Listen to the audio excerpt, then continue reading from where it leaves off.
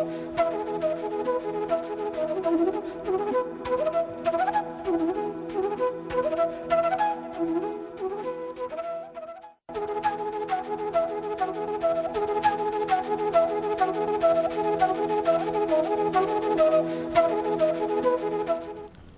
afternoon. Welcome to EduSet Network. Friend, as you know, we are having discussion on communication research. Yesterday we discussed the basics of communication research. Today we will move further on and we will come to know what is pre-testing, what is monitoring and evolution, and also there are various studies like pilot study, exploratory study. We will come to know about all these in details. And for discussion on this very topic, we have in the studio Dr. J.S. Jadhav, eminent communication expert of the country, and he has shaped the communication policy of the government of India over the years. And apart from that, as you know, we all have grown up listening him and reading his books. So I hope his lecture will help us to understand the communication research and what about the practical aspect of the communication research in a new way, and will give insight into it. So on your behalf, I welcome Dr. Jadhav for EduSet lecture on the very topic. Welcome, sir. Thank you, Amrinderji. Well, good afternoon, friends, and today we will try to recap some of the points which we covered yesterday, add some more and elaborate some others.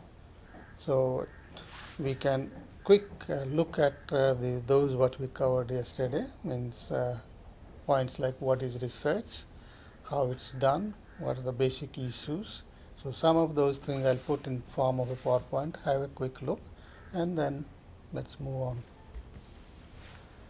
Now, normally we should know what's research. We have lots of misgivings about research. Generally, we think research is done in a laboratory and scientists and great scientific invention or innovation is done. But I would think research is finding truth or finding facts or discovering something new or examining an issue in detail, etc. But the best way to look at communication would be from the perspective of communication, that every human being is very inquisitive. He or she keep asking questions, and simple questions like what it is, how it is, where it is, why it is. These questions are very common. Even a small child asks his mother or brother or sister about various things what it is. Well, these questions do arise in a small child's mind. Common men ask these questions in their day-to-day life, but in research we ask these very questions more systematically. That's what we said yesterday, and I'm emphasizing again to you. Best way to look at research is a process, systematic, objective, comparative inquiry, investigation into any event, phenomena or process. Now, this was emphasized yesterday also. This is just to repeat those points. Systematic, objective and comparative, we all understand these words. I need not repeat again. I emphasized yesterday also, but just to recap. Now, what are the methods available for us to do this systematic, objective and comparative inquiry? We need to devote little time on this. The simplest method of any research or inquiry is observation. Observations by simple, you look around, see, observe. But there is a basic difference between observation and seeing things. Seeing your physical activities, what is there. You can say it's a black, it's a white, or these two people are fighting. But observation means what you see, you analyze it critically and arrive at some kind of results, so why they are fighting, who are fighting, etc., or how these things are happening. A simple example I would give you, you might have heard of Newton. Newton saw an apple falling down. Everybody see things falling down, but it's the observations which Newton made leading to his famous law of gravitation. So the observation is simple, but it's very useful. It's more time consuming, but less expensive. We also do research through library or secondary school sources, whether it's social science or physical sciences. We do make use of others people's research. Experiments are common in physical sciences. You put experiments and observe, means mix two chemicals, what color changes, etc. These are all essentially experiment means you can control the different elements. Interview is one which is applicable in social sciences. In pure sciences, you cannot ask the chemical the questions, but our subject matter of research are the human beings, so you can ask them questions. Now, in content analysis, which is one of the main inputs in communication research, you can analyze the message also. Means this is what we say it. All scientific inquiry begins with observation and ends with observations. It's a simple, easy to use, but likely to be subjective. That's the weakness of this observation as a method. It's useful for knowing what's happening present, but you cannot find out what happened yesterday or in the past or what will happen in the future. For that, we take advantage of interview in case of communication research and social sciences. The library research or secondary sources on any topic, you are not the first person to do research. Many people have done research or some kind of writing before you. Lots of gazettes, books, journals are available where something, you can think of any topic on this earth, somebody must have done before you some research. But today's advantage is that internet is a huge source and resource which all researchers can make use of it. Just go to Google or Yahoo search engine and type the topic and you'll find some material which can be useful for your work. So do make use of internet as a source or resource, which earlier was only the library. Now this is a new major development. Now experiment, as I said a moment earlier and yesterday also, is not possible in case of human beings. Societies and as a natural laboratory, if you think, then of course experiments are taking place. And we can observe and do research. As I said it, in social sciences, the additional methods available to us is the interview. We can ask questions. And interviews could be of various type. Simple, unstructured kind of thing, we use it. We can have three kinds of interviews or tools to help your interview. One is interview guide. Journalists use it all the time. They have the main points listed and they frame the question on the spot. Interview tool is kind of semi-structured instrument. You can have a questions, you can provide a space for writing answers, and so it's on a small scale studies. Normally interview schedule is used more extensively. Questionnaire is more for quantitative methods, and in this case your questioning and answer both are structured. In case of interview schedule, only the questions are structured, but in questionnaire normally we structure both the question as well as for instance, if you want to know the educational level of your respondent, you say education, that becomes your question. But where the space is provided in case of interview schedule to write a case 9th standard or graduate or MA or PhD. In case of a questionnaire, we list all these options and only tick whichever applicable for that particular respondent. So questionnaires are used normally for a large scale survey and for a massive structured studies. Now content analysis, let me devote little or recap what we said it yesterday also. It's a special technique to analyze commonly used communication. It's a very, very special technique which is used only in communication research. It helps to find out systematically, scientifically the content of any communication.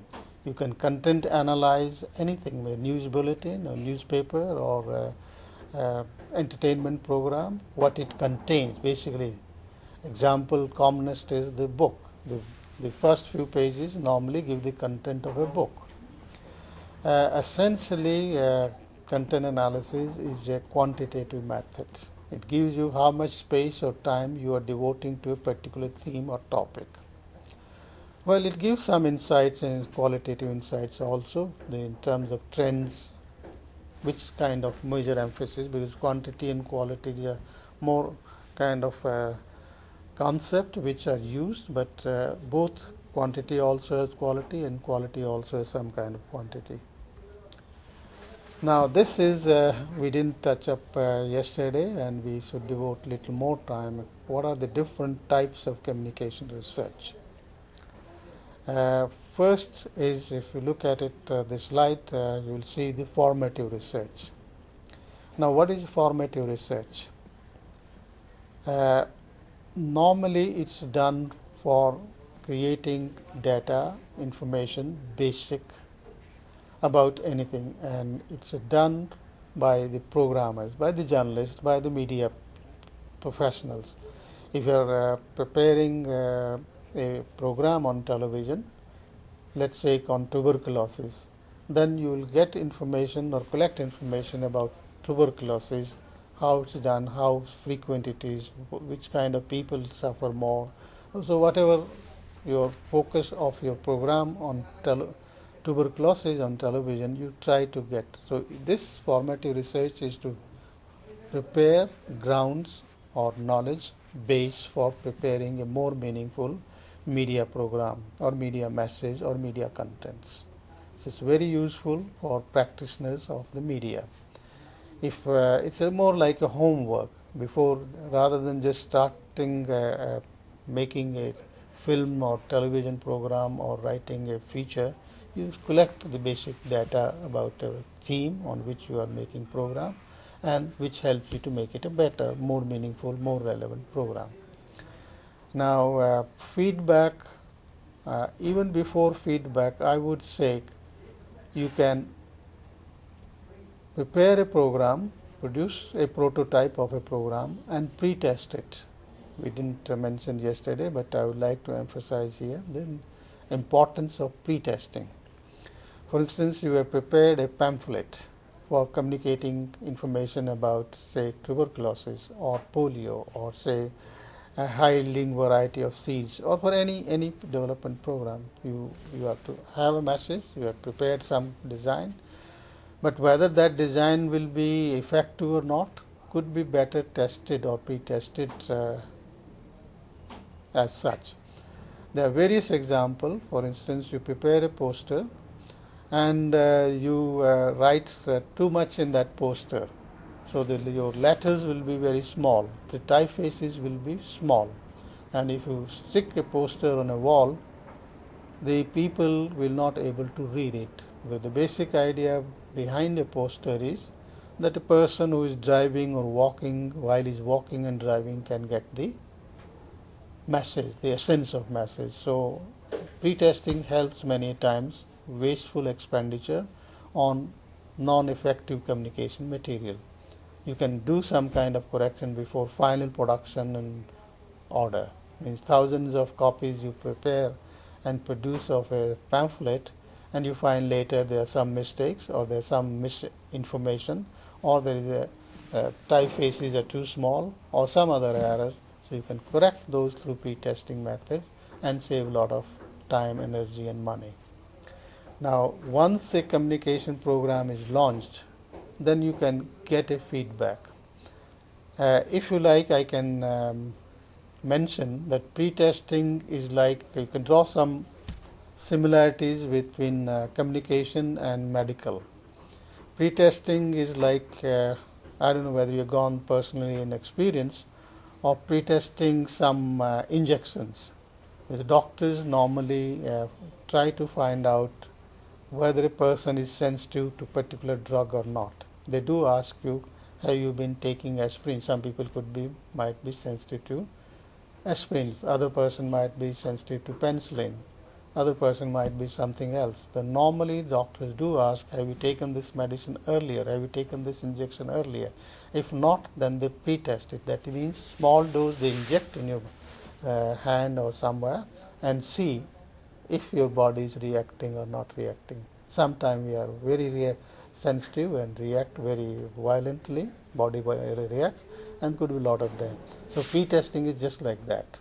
They could lead to very serious health consequences. So pre-test, you check whether this particular medicine, this particular injection suits you or not, and then same thing applies to communication.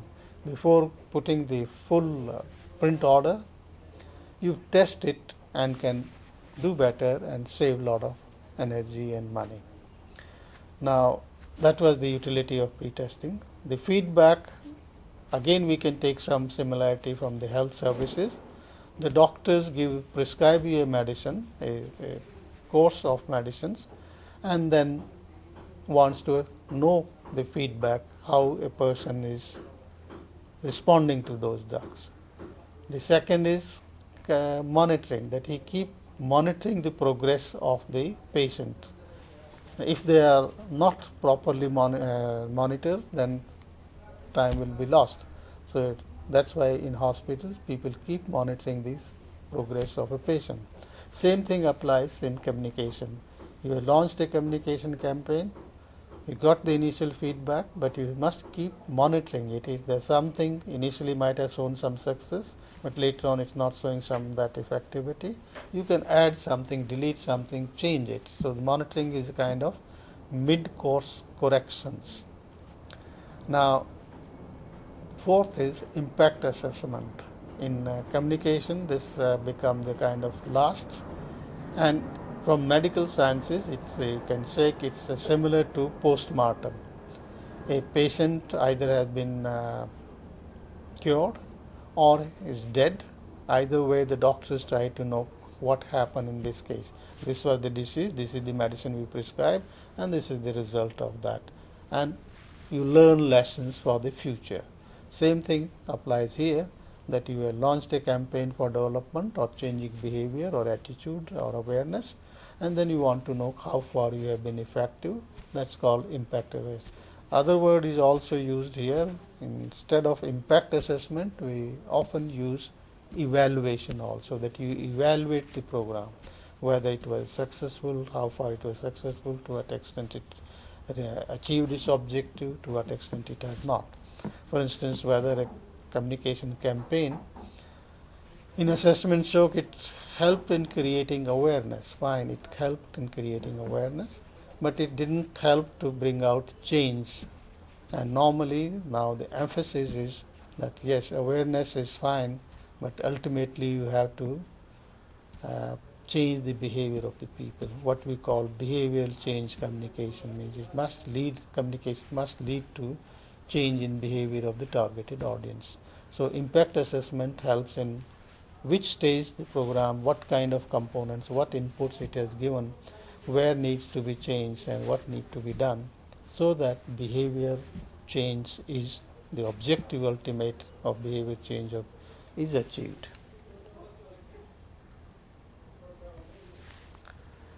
Now, this is a kind of general statement which I am making. For any meaningful research, one needs to have a sound theoretical base or underpinning. Without that, you will not able to do much meaningful research.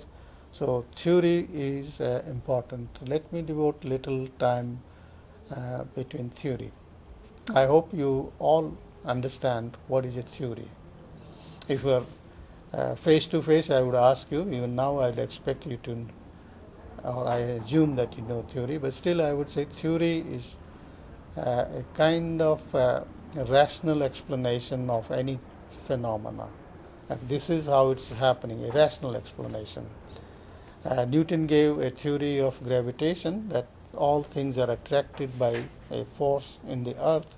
That's a theory. It's an explanation why things are falling to the earth, whether it's an apple falling from a tree or anything falling from where, because there is a force in the earth which attracts people. So similarly, it applies to all social sciences as well, that you have to explain. If you're talking of communication theory, it's rationally explained communication process or phenomenon, why it's happened. If it's creating awareness, how it's creating awareness, bring out a change in attitude, how it's doing it. A rational explanation of those. If people are buying certain goods, marketing, then again it's a rational explanation why people are or why this communication has success. So theory is very, very essential, and you need to pay due attention to theoretical part before undertaking research. Normally in how theories are developed, when you say rational explanations, to begin with in research will often have what we call hypothesis. Hypothesis is a preliminary statement that this is cause or this is because of this thing. Now those becomes initial thoughts or initial explanation. They can prove to be right, they can prove to be false as well. So hypothesis in research often used.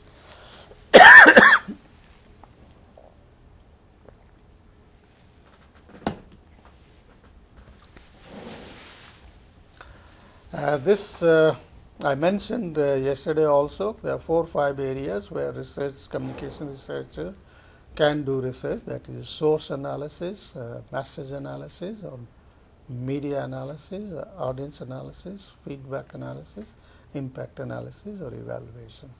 So we covered this yesterday. Let's move on to methods in research. We 2 kinds of methods are broadly put into it. That's one is called qualitative methods, and second is quantitative methods. Under qualitative methods, in communication research or in social sciences, we have what you call participatory appraisal. That is observation, quick kind of thing. You appraise the situations. It may not be 100% correct, but it's a kind of initial qualitative participatory observe. Second method in qualitative methods is in-depth interviews, that you select few people, interview them in details, try to understand it, and that is your second method of qualitative research. Third, we call it focus group discussion, FGD. It's very commonly used now in behavioral change communication studies, that individuals are fine, but you get group of people because societies, members who have a relationship. So you get hold of 7 to 8 people and then throw questions and let them discuss it out, and that's what is called focus group discussion on a particular thing. Very interesting and very good results come out of the focus group discussion. For instance, in case you want to know about a theme like I said it, tuberculosis, it could be HIV AIDS, or it could be hygienic practices, means any topic you can take and throw between a group of people. Suppose the focus is children or focus is parents. You have a group of parents or group of children or school going children. Any topic, keep a focus on the topic. Ask questions to this group of 7, 8 people. Normally 7 to 8 or 10 at maximum 12 is done. They're made to sit together and they ask. The others are also listening. Somebody speaks. Like this is his view on this particular topic. Others may agree or disagree, and some might even.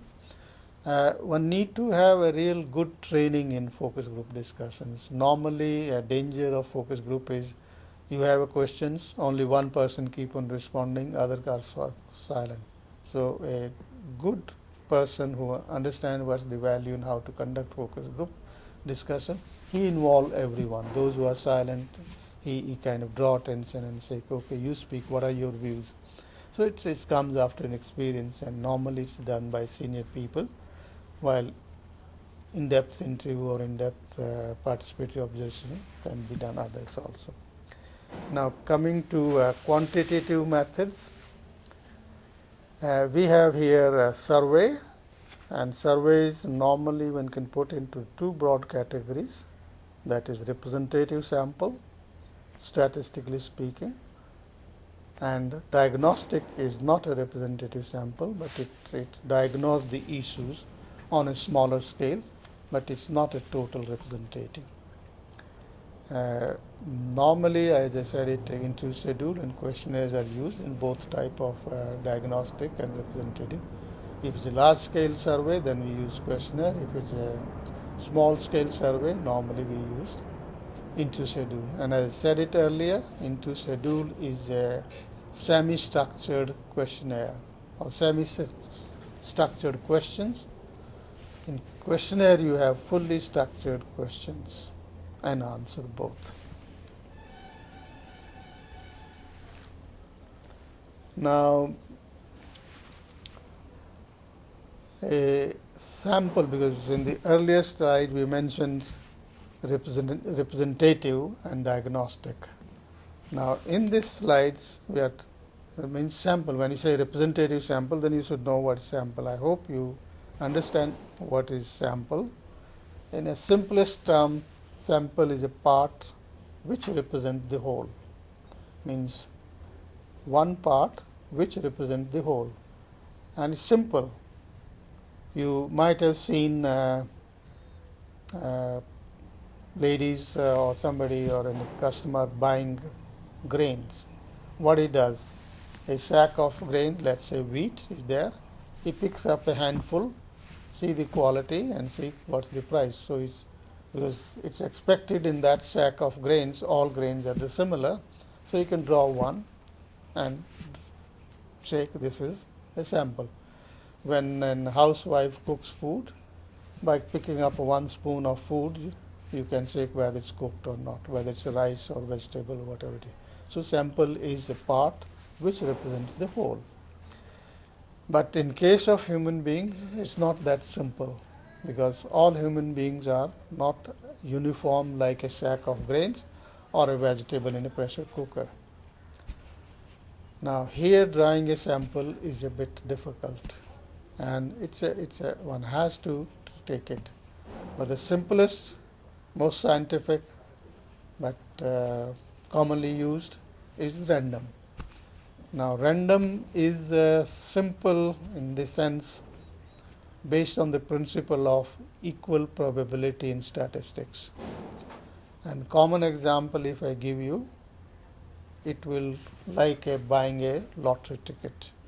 Some of you at some stage of your life or must have purchased a lottery ticket. What's the feeling at that point of time? When you buy a ticket, lottery ticket, you feel I have an equal chance of getting the first prize, jackpot. And if you know detail, you must be knowing it, that all counterfiles of the lottery tickets are put in some big jar and churned very well, and then someone, either a VIP or a child, is asked to pick up. So if the thousands, 1 lakh or 1 million people have purchased that ticket, anyone has an equal chance, because the counterpart has been churned in a big jar or vessel, shaken, and totally a blind person, a child or a VIP picks it up. So like any of thousands, you also have equal chance. So the random is that principle. It can be used in communication research as well. But it needs to be refined further, because here, as we say, sample, we are dealing with human beings.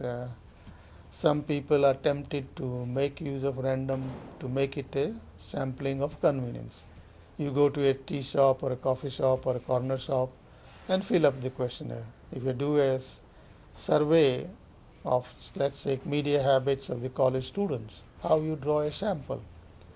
In college, you have thought of it, but if you go in a coffee shop and then whoever come across you interview him, to an extent you're right, but chances are that many people may not be going to the coffee house. So we call it, next to refine it further, we say it's stratified random, that you divide the sample into categories. One way could be, okay, those who go to coffee house and those who do not go to coffee house. Another way could be, you can stratify in terms of boys and girls. You can stratify it in terms of class, whether first year, second year, third year, or postgraduate or undergraduate. Stratified random means you divide the universe or the area of your study into layers, and from each layer you take it proportionate to its strength.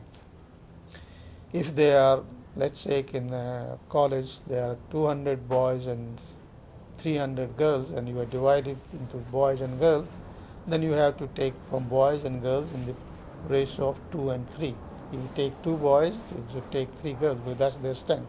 That's why I say stratified random means roughly proportionate to their respective strength of the layer. Second, again random, but more refined, systematic random. This is done wherever some kind of numbering is possible. In class registered, classroom registered, names are there, 1, 2, 3, or in household in a locality are numbered.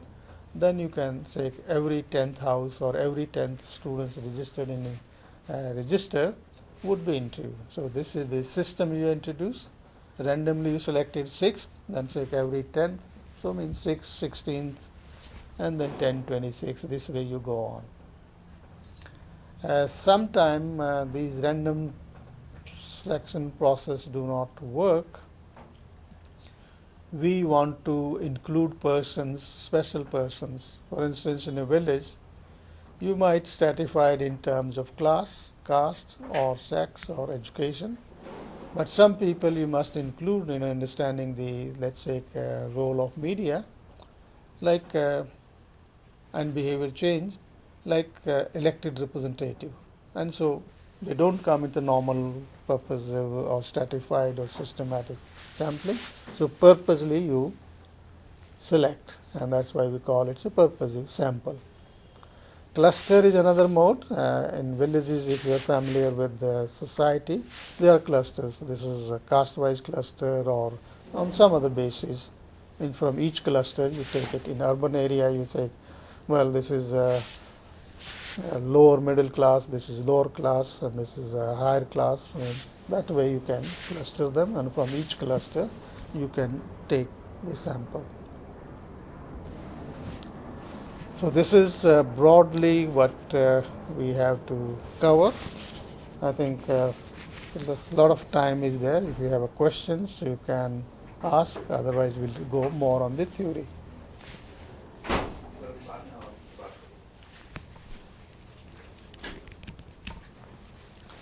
Sorry, I missed out one.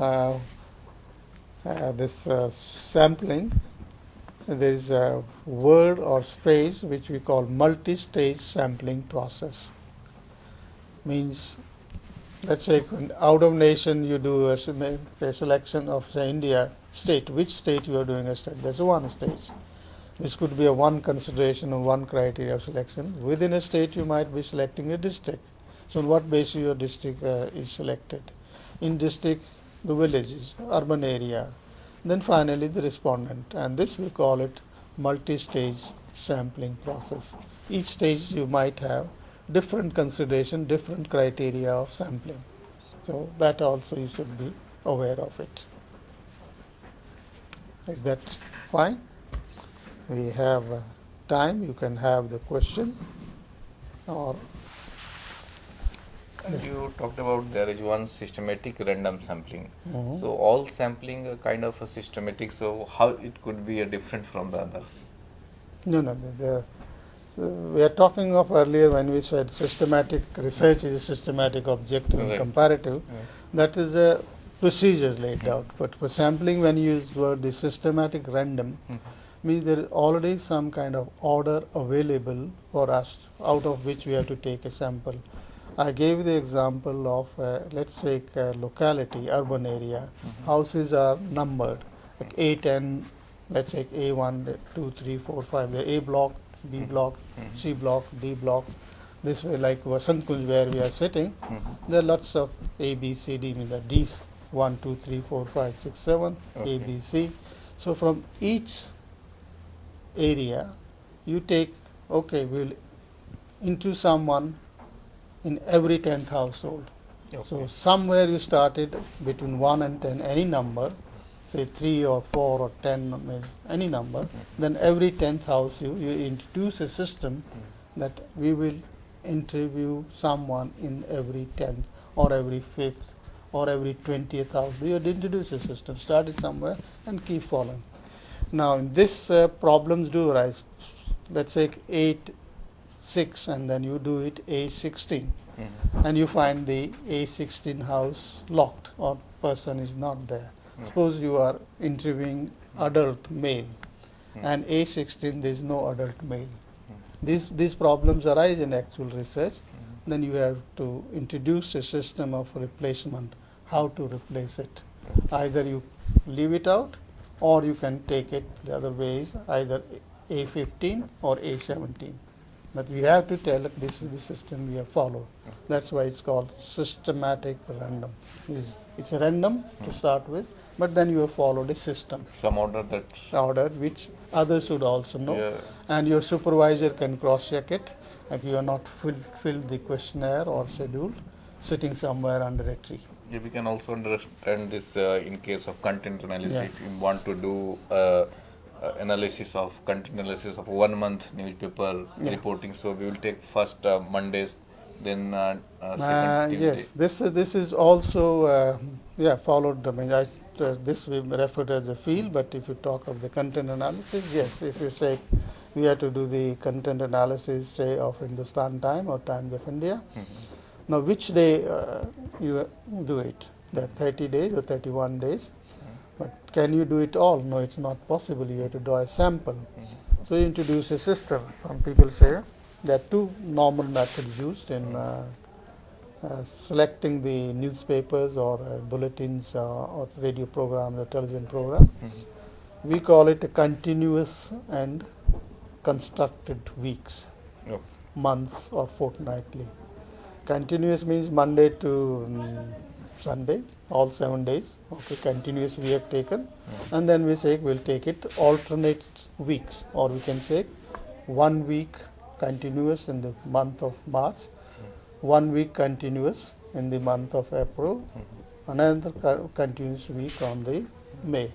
So maybe in March you take the first week, in April you take it the second week continuous, in May you take it third week, and June you take it fourth week, and that way it depends on how big sample you want to.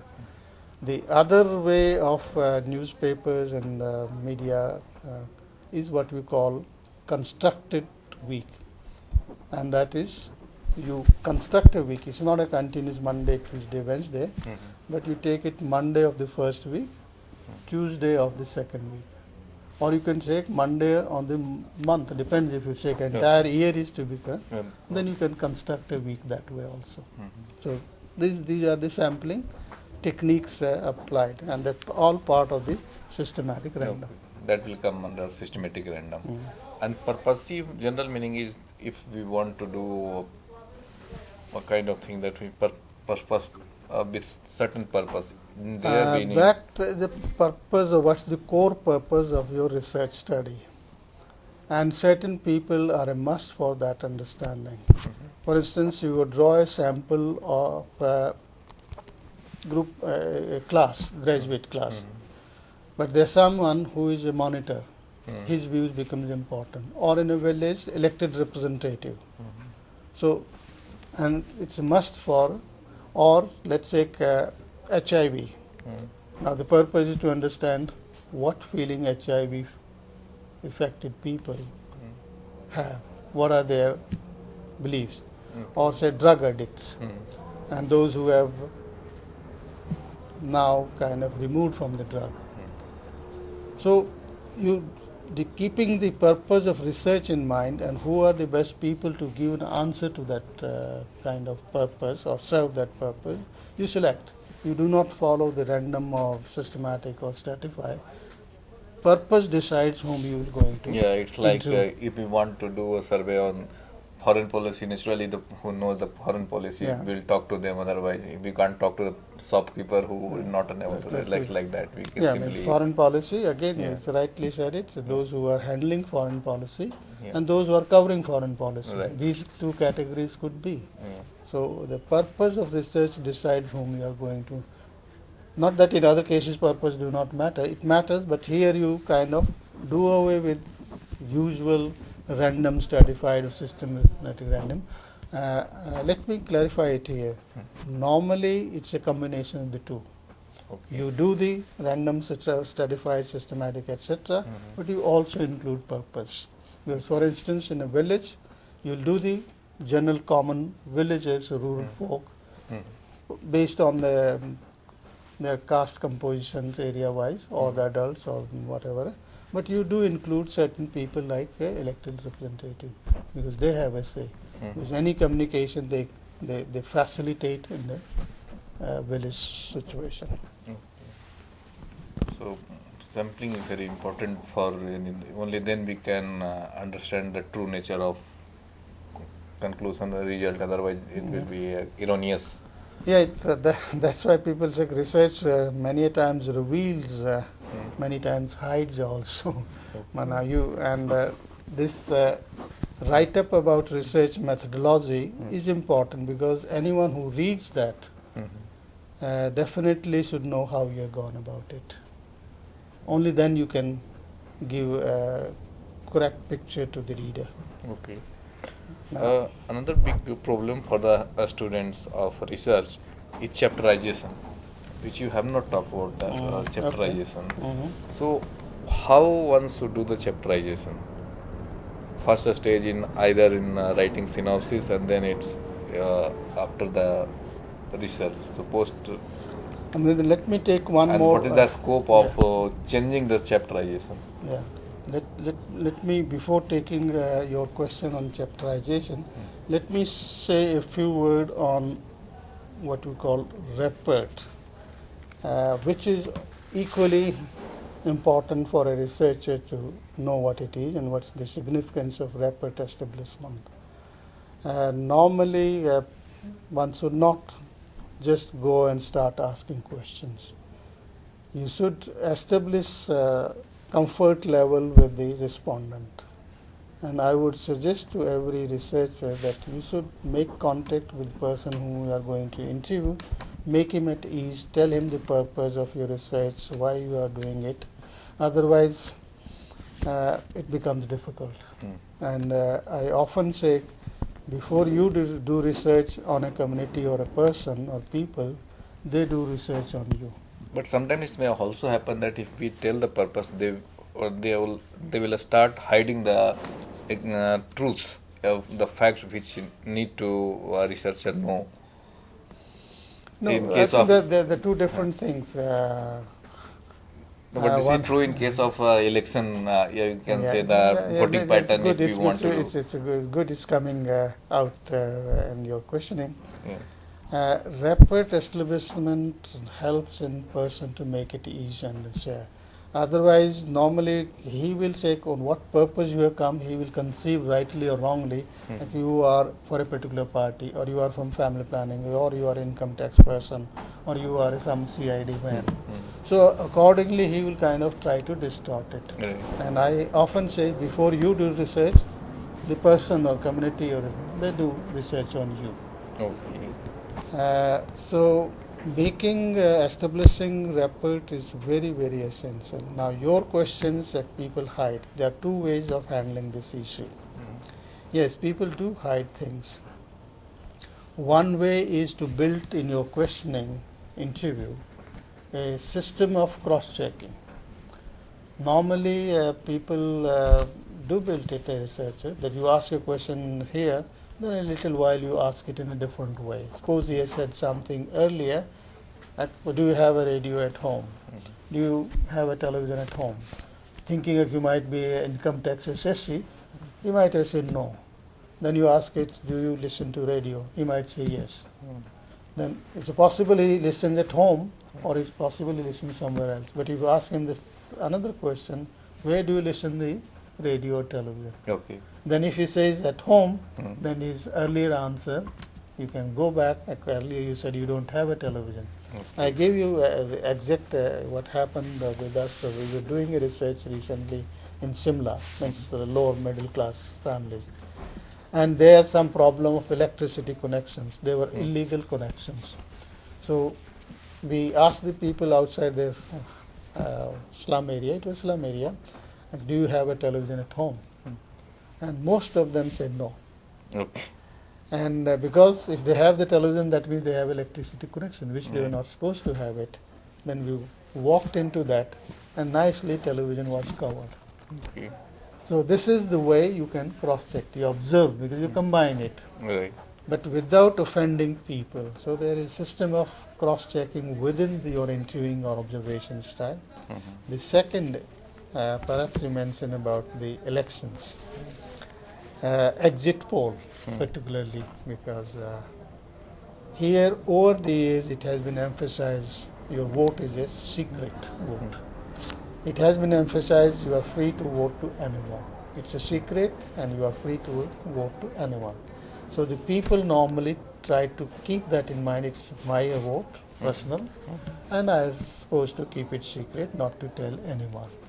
Even after polling is over, he tried to kind of give wrong signals. Many times he tells the truth, but many times he gives the wrong answer also. And jokingly, I do say it, India is the people have a tendency to not let people know whom they have voted. Right. And if they voted to X party, they might say to Y, because for various reasons.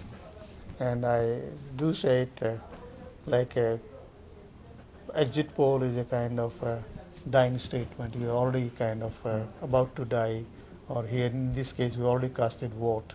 So now you will tell the truth. But here people are quite capable of still misleading you, or need not tell you the truth. And that's why most surveys falter. There are other reasons of faltering it also. Sampling is a major issue, and this issue of people not sharing their actual intentions or actual voting. Yeah, even this election, even framing of the question, they rightly pointed out in the television discussion, because after the result of EP elections, Jagannathan Yadav is very respected psychologist, and he does very good work. And the one question was framed like this, whether Anna movement was relevant to this or not.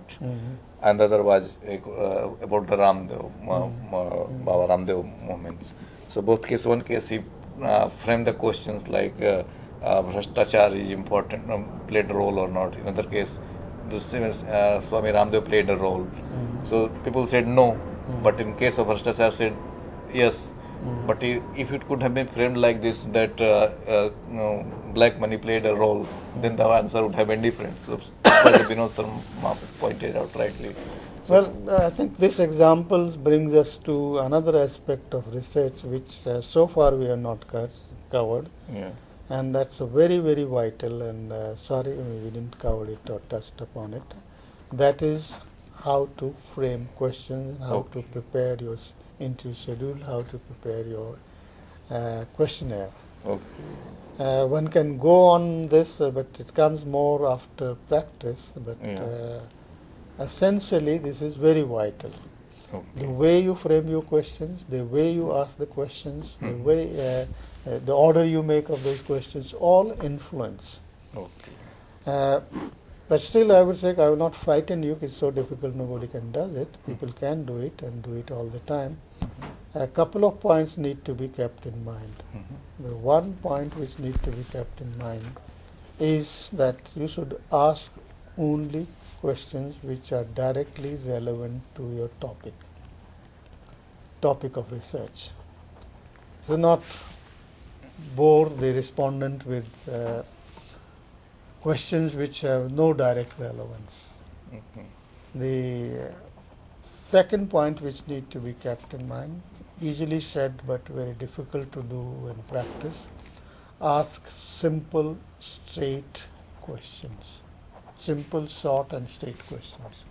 Normally, particularly journalists, because they are doing the qualitative work, they have questions within questions. Yeah. But in research, it should be simple, straight, short questions, so that respondent understand the question exactly you have in mind. and he's responding to that question. For instance, this question is simple: what is your age?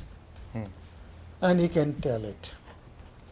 But other qualitative kind of questions, people have many. What's your age? At what age you started going to school? Means questions within a question you're asking. Respondent would not know which question or which part of the question is responding. So data analysis become difficult. So it comes after practice, but one has to keep this very basic requirement that you should ask only simple, straight, short questions, which the respondent understand exactly the same way as you in mind. Second dimension of this is, if one person, if the complicated questions, then different respondent might understand those questions differently. And if the questions are understood differently by different respondent, our requirement of research comparative is lost. We say, compare.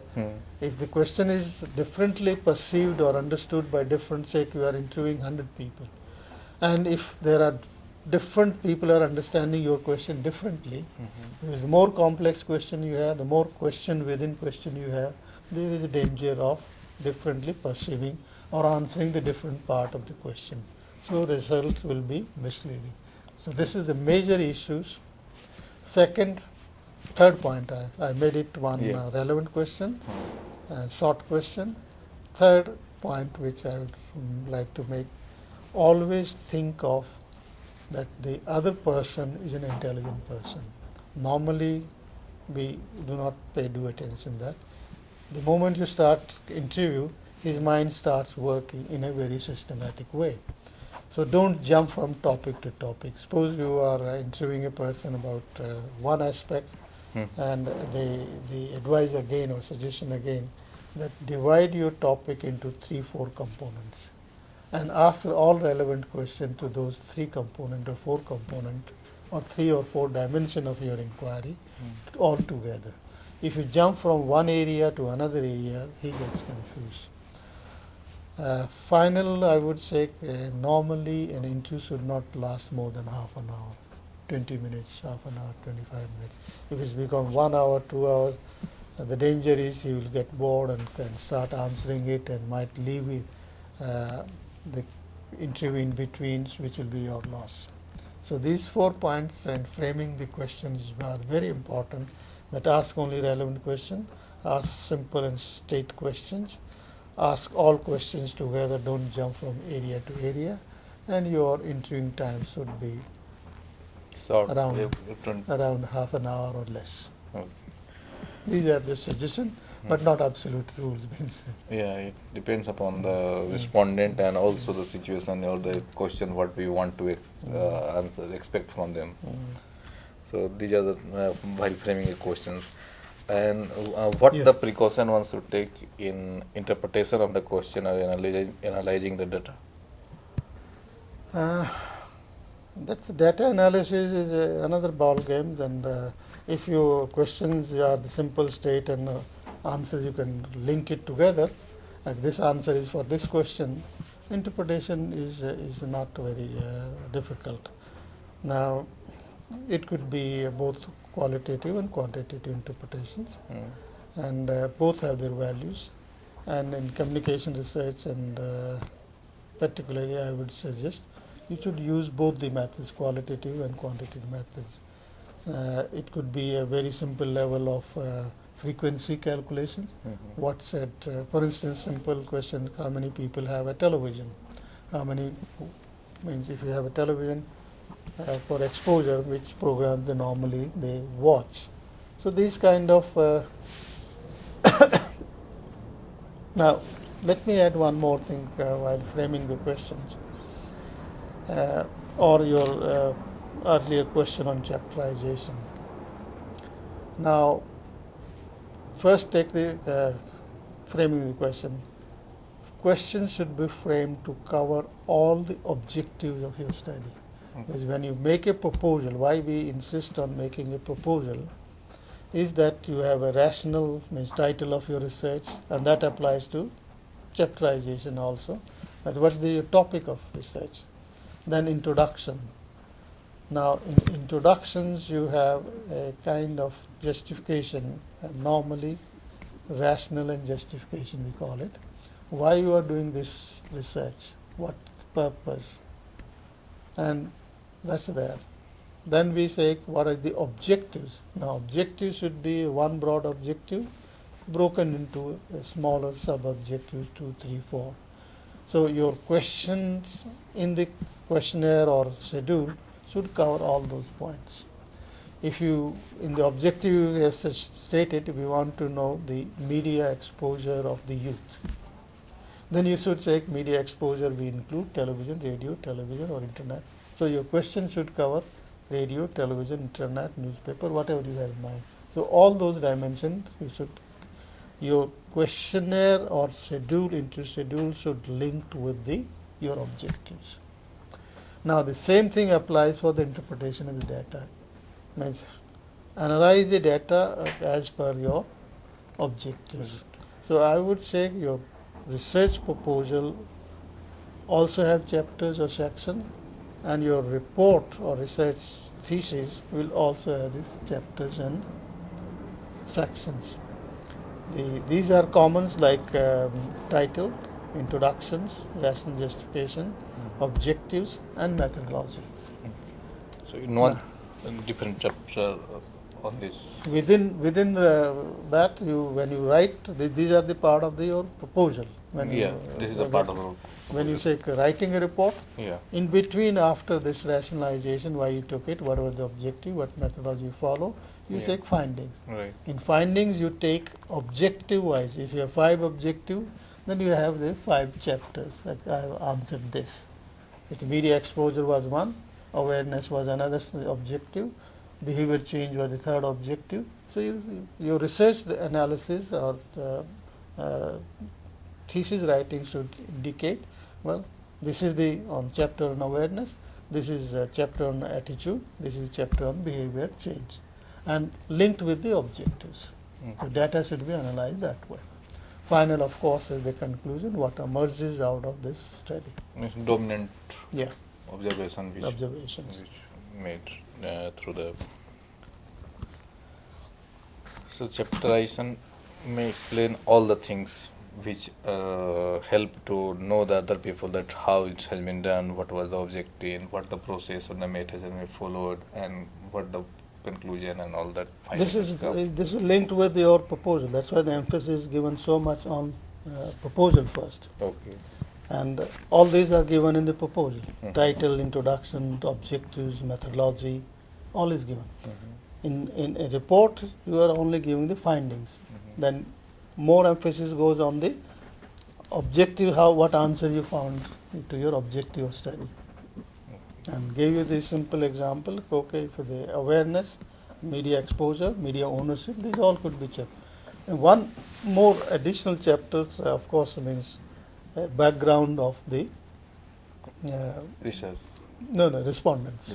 Oh. There could be demographic background. Okay. What was the age group? What was the caste group? What was the income group? What was the education level? And what was the location? That will be another first introductory chapter. Okay. Then you say media. These are the media exposure. So many people had radio. So many people have television. So many people watch television news every day. So this is about the exposure part of it. Then if it's linked with the attitude, that so many people have an attitude toward HIV infected or AIDS people, this kind of. You can, analysis level, you can analyze on the variables.